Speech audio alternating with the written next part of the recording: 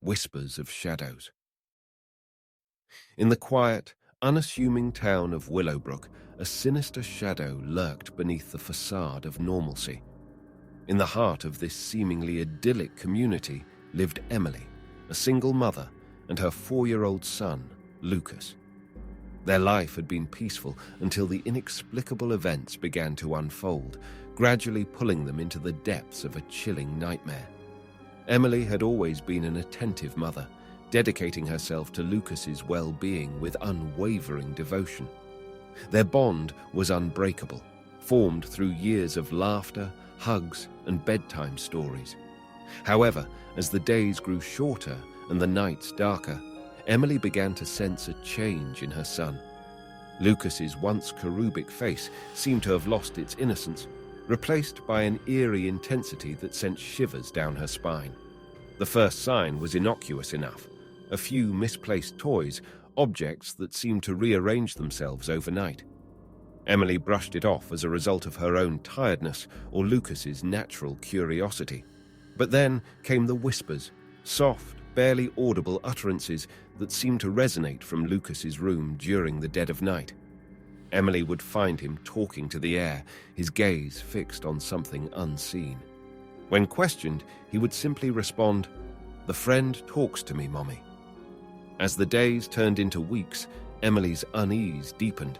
Lucas's once golden curls turned a shade darker, his eyes transforming from innocent blue to an unsettling crimson. He exhibited a new, unnerving fascination with fire, his tiny fingers dancing too close to the flame with a disconcerting lack of fear. The breaking point arrived when Emily discovered a series of crude drawings hidden beneath Lucas's mattress. Demonic figures with twisted smiles and outstretched claws adorned the pages, each illustration more malevolent than the last. Her heart pounding, Emily confronted her son, who stared at her with an unsettling calmness. "Mommy, the friend showed me how to draw them," Lucas said, his voice devoid of its once playful lilt. Desperation took hold of Emily. She sought help from therapists, doctors, and even the town's priest, but all attempts to unearth the truth behind Lucas's transformation proved futile. The townspeople whispered of curses and dark forces, and Emily felt her grip on reality slipping away.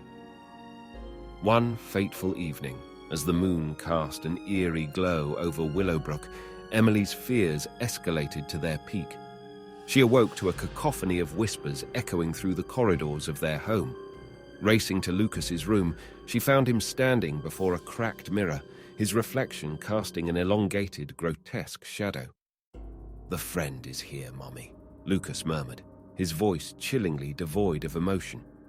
As Emily reached out to touch him, her hand recoiled from an intense surge of otherworldly energy. She knew then that she was facing an entity beyond her comprehension, one that had taken hold of her innocent child. Desperation propelled Emily to her own mother's house, clutching Lucas in her arms. Tears streaming down her face, she hoped against hope that her mother, a woman of wisdom and love, might have a solution. But the moment Emily stepped through the threshold, a suffocating malevolence enveloped them. Before her stood her own mother, twisted and contorted, eyes radiating the same unsettling crimson as Lucas. In a voice that echoed with unearthly resonance, the grandmother spoke. "It's time, Emily." Frozen in terror, Emily could only watch as her son's small hand reached out, his fingers closing around the grandmother's throat.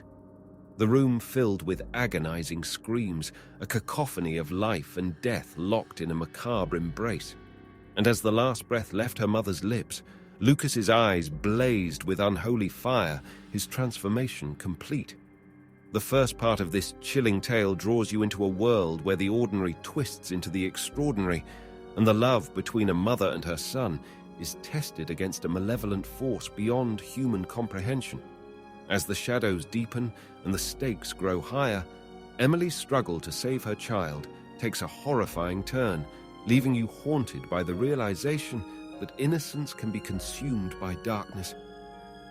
In the aftermath of the horrifying encounter with his grandmother, Lucas's transformation accelerated with terrifying speed. His once innocent laughter now echoed like sinister echoes through the corridors, and his playroom had become a twisted shrine to the drawings he'd created, grotesque representations of the demonic entities that seemed to have taken hold of him. Emily's desperation evolved into a fierce determination. She began to delve into the town's history, poring over ancient tomes and speaking with the few townspeople who dared to share their stories.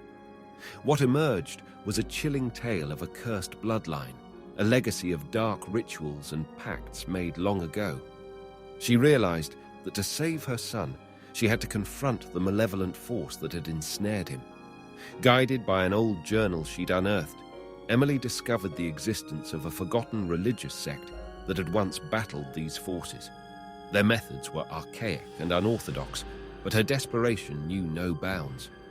Armed with newfound knowledge, she embarked on a treacherous journey to purify her son's soul and sever the ties that bound him to darkness.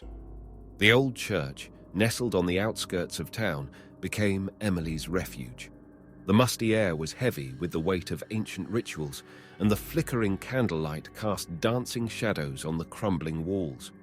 With the journal's instructions as her guide, Emily began a harrowing ritual, channeling every ounce of her love and faith into the effort to save her child.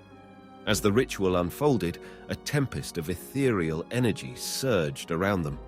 Lucas's contorted form writhed and spasmed, his eyes ablaze with fury. Emily's voice rose above the tumult, reciting ancient chants that seemed to carry a power beyond time. The room seemed to quake with the battle of light and darkness, their struggle mirrored in the shadows that danced along the walls.